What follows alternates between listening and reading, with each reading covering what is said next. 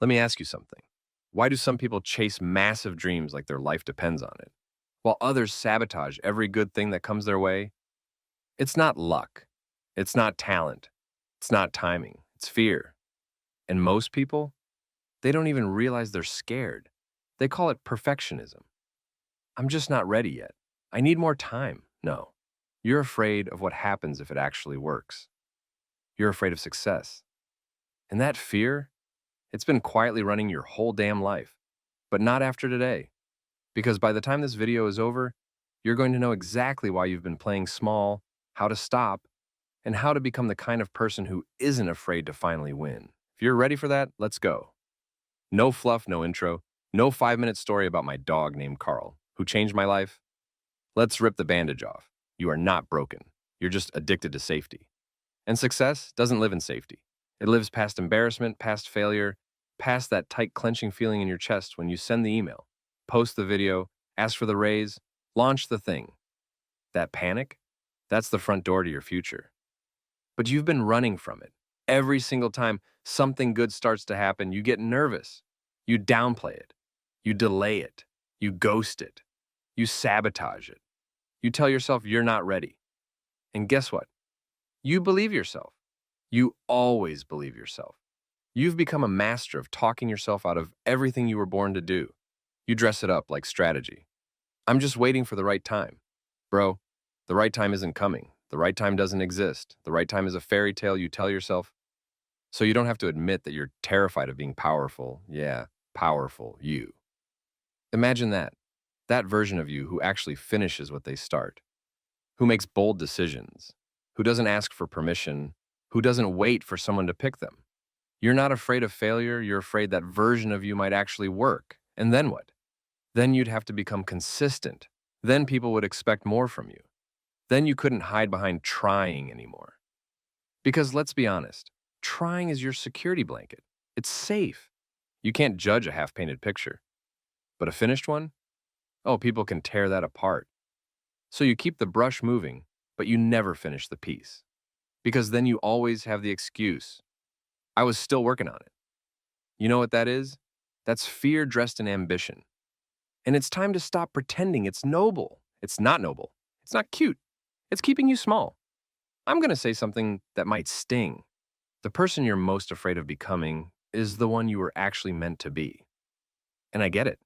That version of you, the successful one, they're scary because they'd force you to give up a lot of things.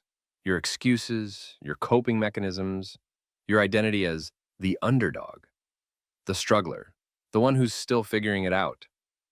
Because once you succeed, you're not that person anymore. You're the person who did it. And that shift, that costs everything. It costs the comfort of being underestimated. It costs the emotional perks of being the mess. You don't get to say, I'm lost anymore. You have to say, I'm leading. You don't get to say, I'm figuring it out. You have to say, this is what I believe. You don't get to be invisible. You get seen, fully, loudly. And that is the part you're scared of. Not money, not status, not even work. Visibility, because success makes you visible. And then if you're visible, people can hate you. People can criticize you. People can abandon you. And let's be real, most of you have abandonment issues so strong they could win an Olympic medal. So instead of risking being seen and left, you just never show up fully. It's safer, but it's also a slow spiritual death. Every time you almost do something brave but don't, you betray yourself. And your body feels it. That tight chest, that foggy brain, that numbness, that why do I feel tired all the time even though I didn't do anything feeling. It's not burnout. It's self-abandonment. Your nervous system is exhausted from constantly breaking promises to yourself. That business idea, you abandoned it. That book you were writing, you ghosted it like a bad date. That healthy habit, you dropped it the second it got boring. And every time you do that, your brain starts to believe you're not safe with yourself. You become your own unreliable narrator. And the worst part, you punish yourself for it. You call yourself lazy, weak, undisciplined. No, you're just scared and untrained. No one taught you how to push through success terror. They only told you how to grind through survival. But surviving and succeeding are two totally different muscles. You survived childhood, trauma, chaos. rejection. You're a survival beast. You could probably fight off a bear with one broken flip-flop and a bottle of expired Gatorade. But success? That requires stillness, ownership, receiving, letting good things stay. And that feels foreign because you're used to chasing, fixing, proving. And when there's nothing to fix, nothing to chase, nothing to prove, your brain goes, this must be wrong. So you blow it up. You stir up drama. You drop the ball. You find a reason to make it all feel familiar again. Because chaos is home. You grew up with chaos, so now peace feels threatening. Calm feels boring. Progress feels like danger. So you say things like, I'm not used to this. Yeah, you're not.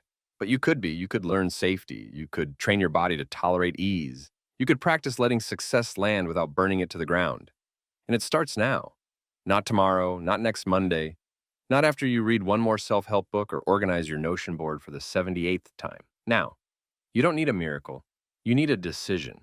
A decision that says, I will not run from the version of me that wins. A decision to show up every day, not perfectly, but consistently. A decision to keep going, even when it gets awkward, scary, boring, uncomfortable.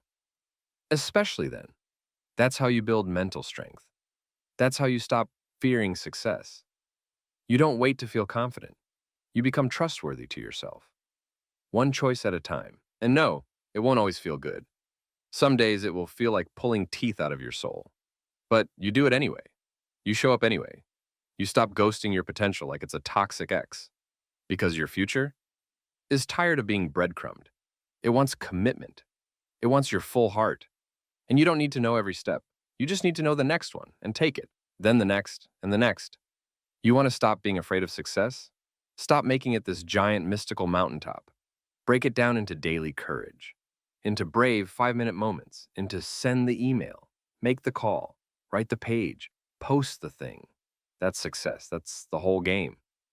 Small steps every day, even when scared, especially when scared. And eventually you'll look up and realize you're doing it. You're no longer afraid of success because you are success. Not the perfect version, not the millionaire influencer version, the real version, the one that kept going, the one that made space for their own greatness, the one that said, I'm done playing small. That version is available to you right now. But you've got to choose it. You've got to want it more than you want safety, more than you want comfort, more than you want to be liked. And if you can do that, if you can take that risk, make that leap, show up scared, then you'll become the rarest kind of person in this world. Someone who isn't afraid of their own power. Someone who shows up fully alive. Someone who lets themselves win. And if no one has told you lately, you're allowed to win. You're allowed to be great. You're allowed to stop surviving and start living. The world doesn't need more almosts. It needs more of you. Fully, boldly, loudly.